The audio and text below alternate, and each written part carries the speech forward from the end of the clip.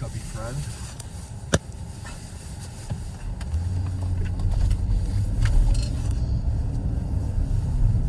In 3 miles, turn left onto Woodward Avenue. Designed with extended release nodes, which releases up to 6 hours now.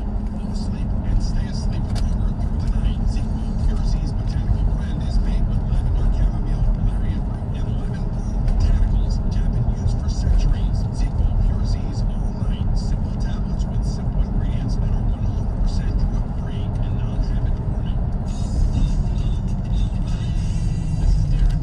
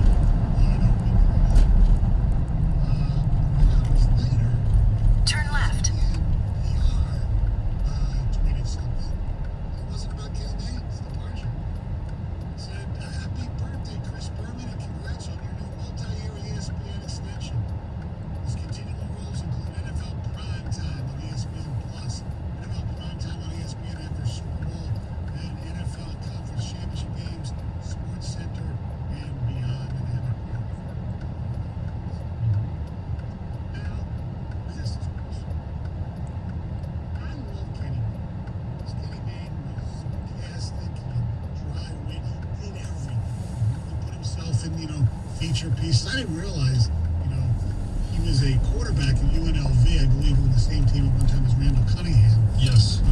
He actually was supposed to try out for the Seahawks, but was injured, so he got waived before he could even try out. But he was funny. I just loved me some Kenny Mayne.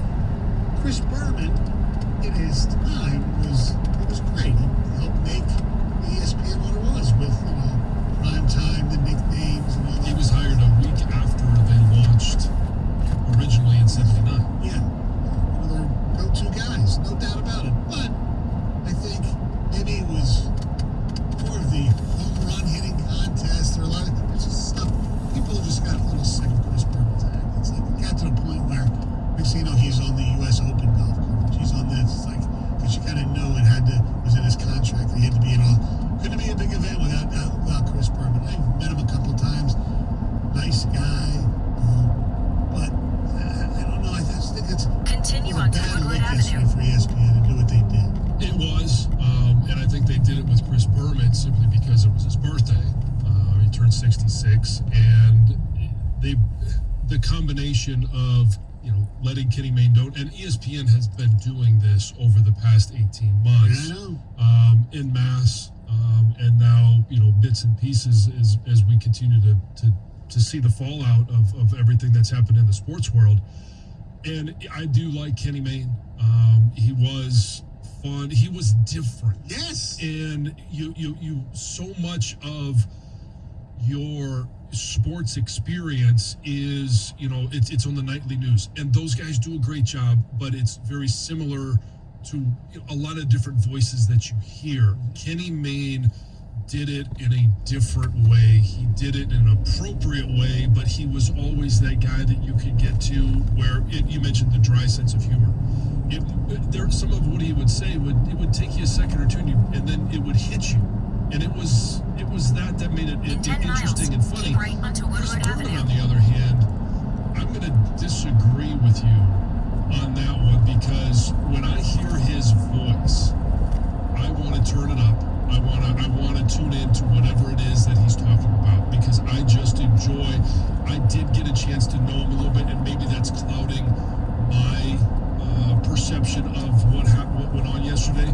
I love it that he's back on prime time. I love hearing him talk about football. Baseball is, in his nicknames.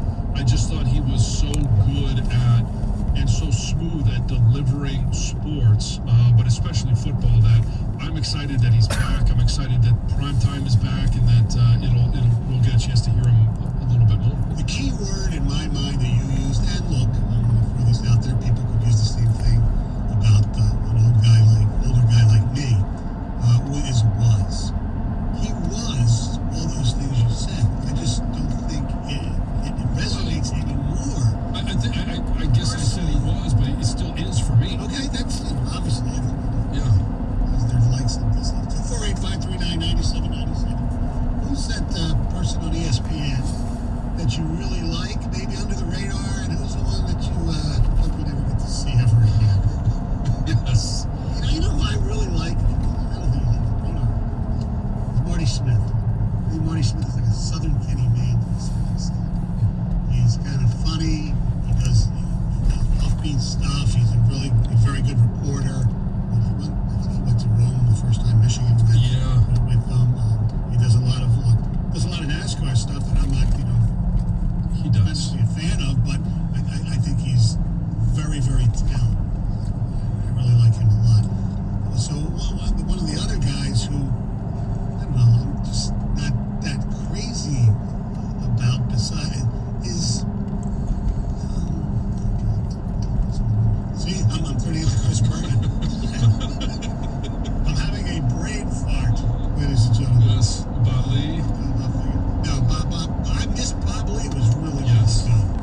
Bob Lee was terrific. And it's Greenberg. Oh, yes. I mean, he's very good, Yeah. but it's like I can't stand him. I think he's But just. they're just. I just feel I don't like what happened between him and Mike Cole. right. And he really hasn't taken no responsibility for it. I just feel that Mike Greenberg's being shoved in our throats. Yeah, and I've never heard anybody say I love Mike Greenberg. No. And when you hear, especially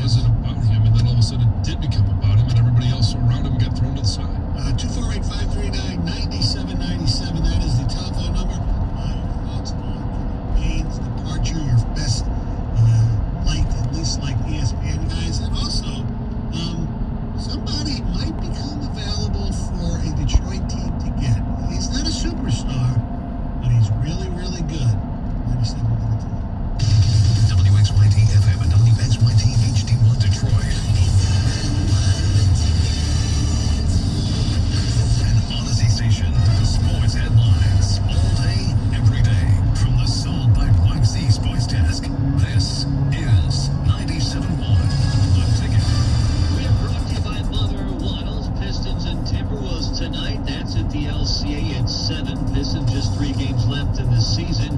They have a 20-49 record. The T-Wolves at 21-47. And key game for draft seeding. You can hear it at 7 on AM 950 WWJ. Tigers here on 97 with the ticket, opening a 3-game series with Kansas City tonight. Matthew Boyd going for the Tigers against Brady Singer for the Royals. 7:10 the first pitch here on the ticket. Celtics All-Star guard Jaylen Brown done for the season. He has a wrist injury. Russell Westbrook sets the career record for triple doubles with his 181st, passing Oscar Robertson. Jacksonville Jaguars expected to sign 33-year-old former quarterback, now a tight end, Tim Tebow. He will be reunited with head coach Urban Meyer, who was his coach in Florida, where Tebow led them to 2 national titles. And LeBron James expected back to the lineup tonight for the Lakers when they play the Knicks. At the Ticket Update Desk, I'm Jeff Lesson. For more 97.1 The Ticket or Odyssey.com. We're live from the Jamie Samuelson Studio, Stoney and Jansen on 97.1 The Ticket.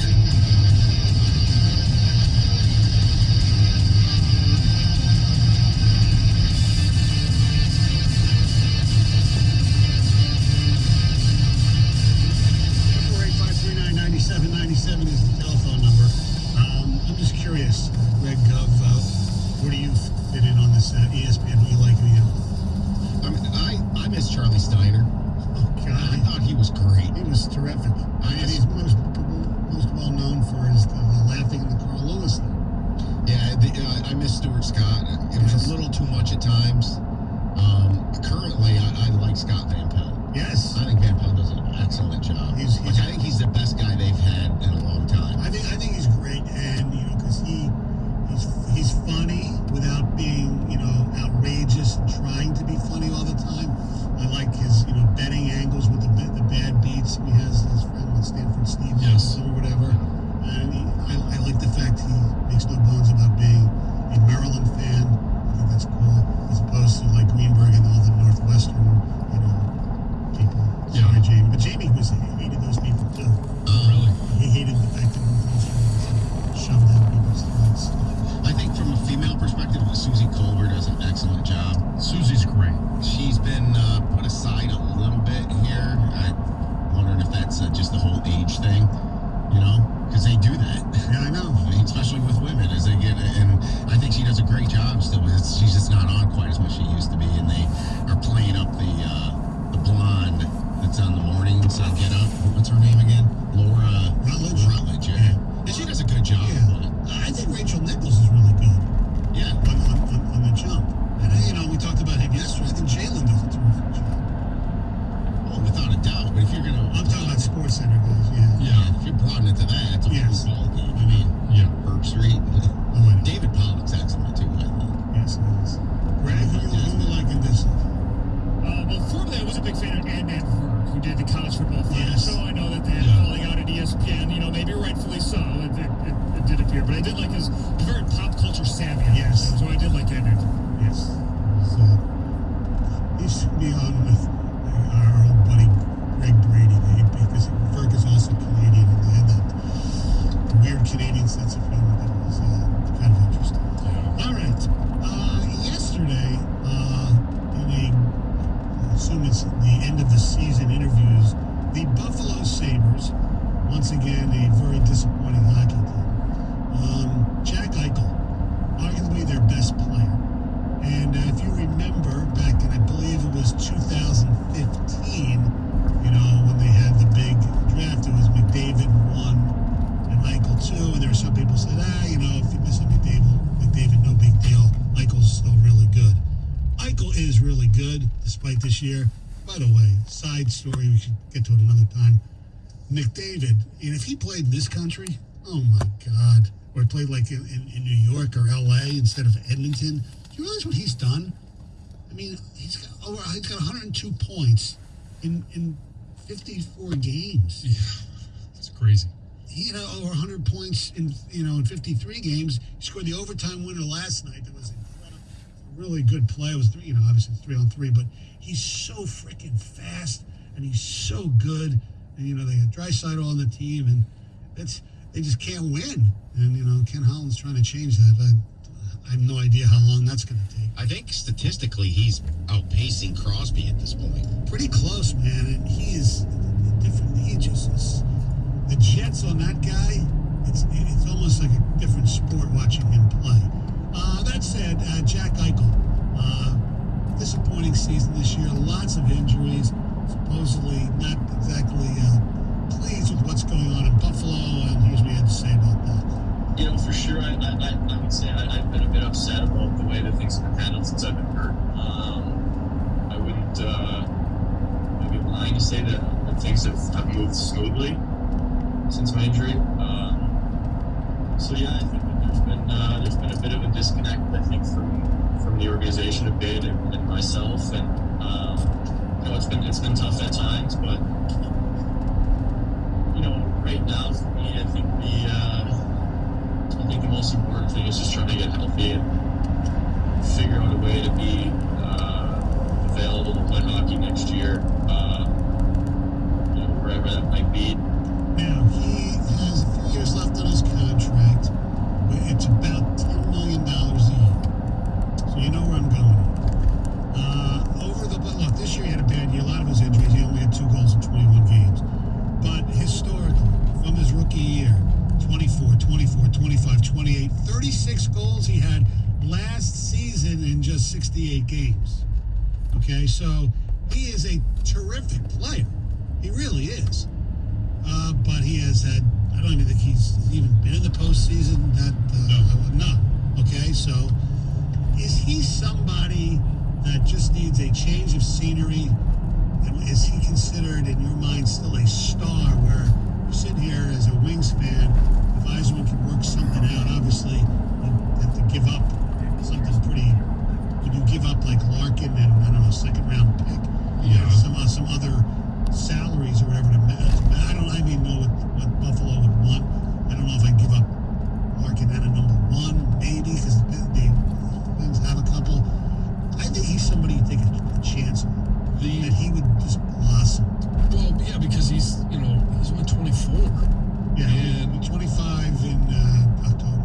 Yes. And he is a guy that has shown he can have success at the NHL level. And the question that you have is the medical, like especially when you start talking about back or neck in a contact sport, and that's where he talks about this disconnect with the Buffalo Sabres, how best to treat his neck, how to handle that situation, because he, I can't remember if it was he wanted to have surgery and the team didn't want him to have surgery, or if it was the other way around. Doesn't matter.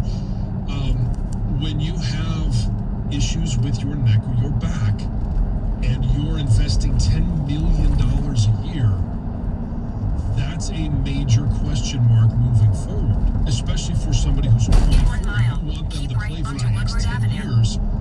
And not that he has to play for the entire time for the Red Wings, but if you're going to invest $10 million on an annual basis in a player that may never play again, probably will. I mean, may never play again is a little bit dramatic, but when you're talking about a neck, Right. you don't know. So if it's just a matter of giving up, or if you put it in the context of giving up Dylan Larkin and a second-round pick, that to me is a no-brainer. Right. Now, his contract does run through 2026. So you're talking next season, you're talking 5 seasons. He does have an opt-out, I believe, after the 2023 season where he wanted, or no movement. A no-movement clause after next year. Right. Yeah. So if the Wings wanted to trade him, they could.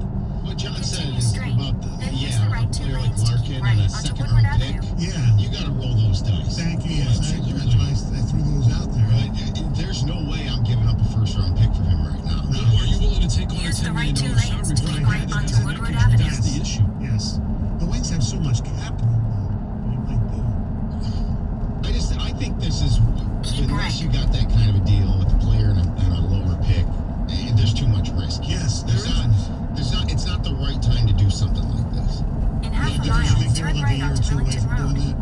Well, I just think the risk with the injury, and also I don't know if Stay in the he'll ever second be a lane from superstar. right. No, he'll be a star. I think he'll be better. I think he'll be better than Larkin. But who knows? Yeah, I mean he's a better player than Larkin. Yes. Healthy. So Yeah. I don't know. But that's always going to be that caveat. caveat, healthy. Right, and it's also going to be, and it's not fair to him to a certain extent, he'll always be compared to McDavid. You know what this move would be like? This would be like when the Tigers went and got Mags. And a very similar type player where you've got an all-star caliber type player, Right. but not a superstar. And a major injury concern. Yes, and that came with Mags. Yeah, that's what I mean. Yeah, so I think that would be the comp, but the Tigers just paid. Yeah, right. Eventually, here's the deal. Eventually, these teams have got to take a chance. Yes. But they need to be calculated Turn right chances. onto And Millington if Road. you, Then you know, turn look at left the onto Ridge medicals, Road. if you look at everything that's going on, you talk to him, you put him through your, barrage of whatever physical, you need to put him through, and you say, okay, I know it's a risk, At the next but stop it's sign, one turn that I left. think we can accept. Then maybe you do, but again, it's a large price tag on a guy that It is risky. Right, Yeah. but you got to go back to the Tigers and when they were god awful, and with both the At the Red Wings stop and sign, the turn Tigers left right onto now. Ridge Road. And the Tigers back in 04 and 05, they took huge risk going after Pudge and giving him that deal. Huge risk going and getting Mags. And did they win a championship? No, but it was those two, along with a guy like Carlos Guillen and Kenny Rogers, In a quarter mile, that turn right they onto set the Norwich Road. table for the run. And the Tigers should have won a championship, but they set the table for a more than 10-year run. There was a couple years where they were down, but they had a run, and that's the goal, right? Yeah. The goal was to get a long-established run and try to win multiple And championships. especially in that sport Turn where, right onto Norwich Road. sometimes the best Then the team doesn't destination win, is you on get your lucky left. a Run. Sometimes the goalie gets hot. Things happen. Nick in Northville, you're 97 won the ticket. Hey, good morning. Hey, morning. All right, so you guys definitely caught my attention on the first comment about trading Larkin for him. But first of all, Eichel is a top 10 forward in the league, hands down. Okay. You know hockey, you watch hockey, there's no dispute.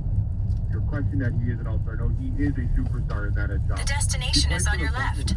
5 Norwich Road. Arrived. Basically, you're suggesting trade Larkin for Eichel. Do you want to be the Buffalo Sabres? Is that what you're trying to do? Because in NHL, you do need more than one all-star to be successful. So you do need Larkin, and you do need Eichel. Okay, but let me ask you this, Nick.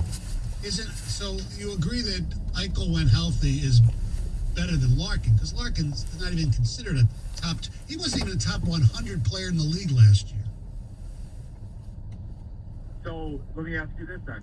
Landeskog and McKinnon. Is Landeskog better than Larkin? I think so.